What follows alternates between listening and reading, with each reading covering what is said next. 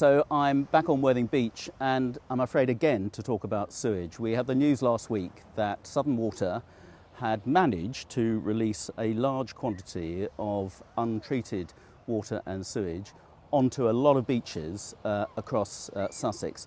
The worst affected were in East Sussex, particularly up around Bexhill, but it's also had an impact on all the beaches in my constituency, Worthing, Shoreham, Lancing, and particularly at this time of year when they are being very used in the hot weather. It's the last thing we need. We've been banging on about this, me and other MPs in Parliament, that Southern Water and other water companies have got to get their act together. They had been improving their record, and then all of a sudden we get further discharges that have made some of our beaches completely unusable. That is utterly unacceptable. So I, along with all the other Conservative MPs in Sussex, have written to the head of Southern Water and to the head of the Environment Agency.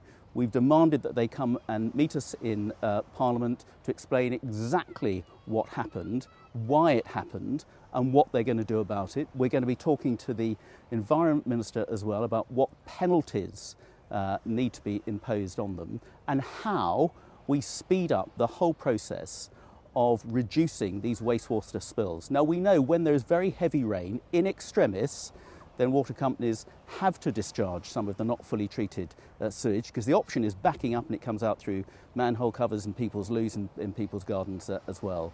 But these were not torrential rainpours we saw last week.